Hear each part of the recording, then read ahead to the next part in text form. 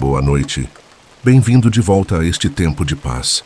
Se o dia de hoje foi pesado, se sua mente insiste em revisitar conversas, erros ou palavras que feriram, saiba que você não está sozinho. Muitas vezes o que nos rouba o sono não é o medo do futuro, mas o peso do passado. Carregamos histórias incompletas, dores não resolvidas e a mais pesada de todas as bagagens, a falta de perdão. Mas e se pudéssemos, por alguns momentos, ouvir histórias diferentes? Não histórias de regras, mas de libertação, não sobre culpa, mas sobre o caminho de volta para casa.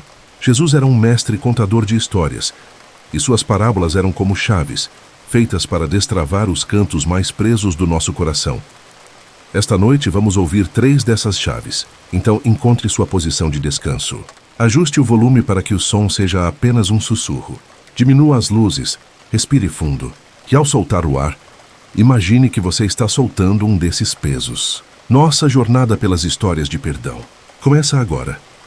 Nossa primeira história começa não em um palácio, mas no coração de uma família.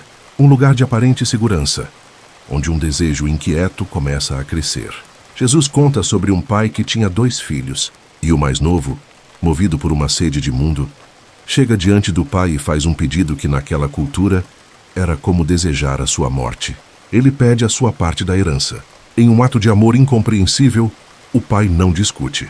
Ele simplesmente divide seus bens e deixa o filho ir. Passados não muitos dias, o filho mais moço, ajuntando tudo o que era seu, partiu para uma terra distante e lá dissipou todos os seus bens. Depois de ter consumido tudo, sobreveio àquele país uma grande fome. E ele começou a passar necessidade. A terra distante, a promessa de uma vida sem limites. Mas quando a fonte seca, ele descobre uma verdade terrível. Ele não era amado, era apenas útil. Sozinho, com fome, cuidando de porcos, ele finalmente cai em si. Ele ensaia um discurso de rendição, não para ser filho de novo, mas apenas para ser um servo. Com o coração pesado, ele inicia a longa jornada de volta. E então, acontece o inesperado.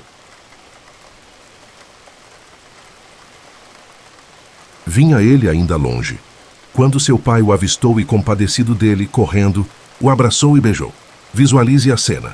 O pai, que todos os dias olhava a estrada, não espera. Ele corre. Um patriarca nunca corria. Era indigno, mas o amor deste pai era maior que sua dignidade. Antes que o filho pudesse falar, ele já estava nos braços do pai. O filho tenta seu discurso. Pai, piquei contra o céu e diante de ti. Já não sou digno de ser chamado teu filho. Mas o pai mal o ouve. Ele grita aos servos: trazei depressa a melhor roupa. Vestilho, ponde-lhe um anel no dedo e sandálias nos pés. Trazei também e matai o novilho cevado. Comamos e alegremo-nos, porque este meu filho estava morto e reviveu.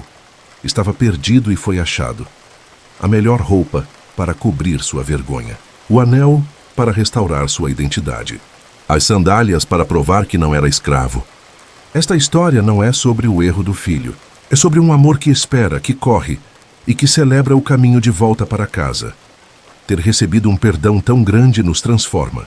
Nossa segunda história acontece dentro da casa de um fariseu, um homem religioso e correto.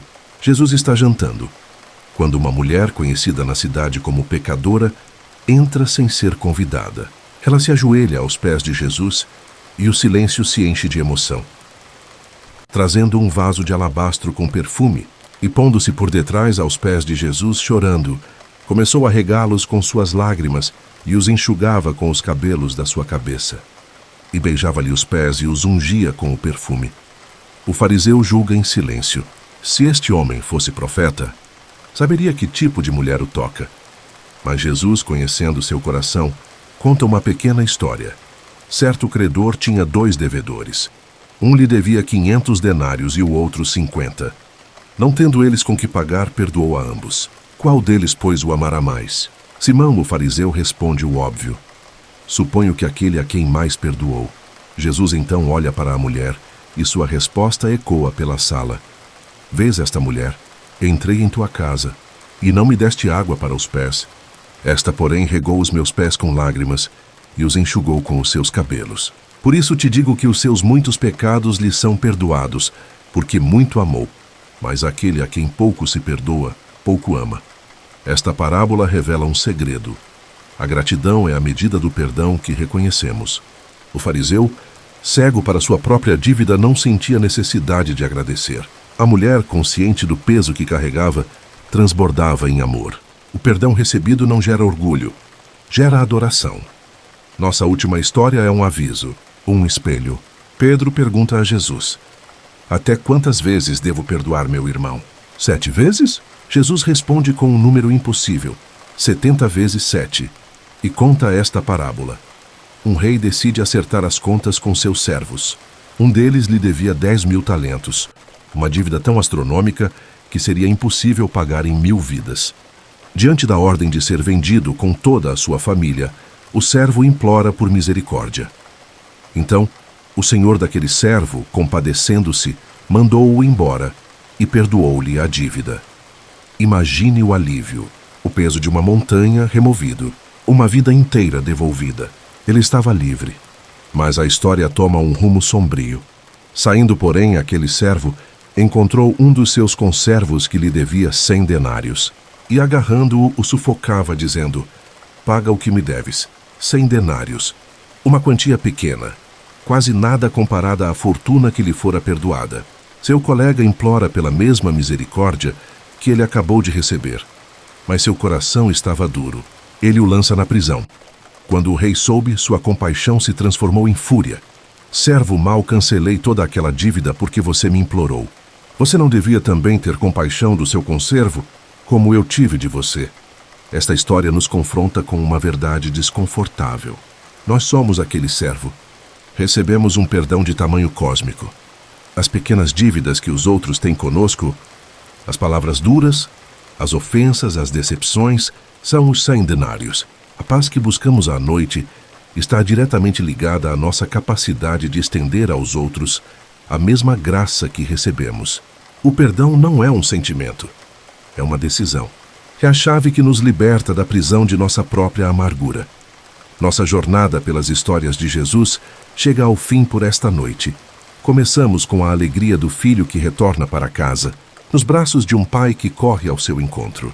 Passamos pela gratidão da mulher, que por ter sido muito perdoada, muito amou. E terminamos com a chave que abre a nossa própria cela, a decisão de perdoar como fomos perdoados. O peso do passado, que tanto nos rouba o sono, só pode ser deixado para trás quando abraçamos essas 3 verdades. Que a imagem do Pai correndo em sua direção preencha sua mente. Que a gratidão suavize seu coração. E que a coragem de perdoar te traga a liberdade que você tanto busca. Agora, apenas respire. Não há mais nada a fazer. A dívida foi paga. A festa está pronta. Você está em casa, durma bem. E que sua noite seja de leveza e paz.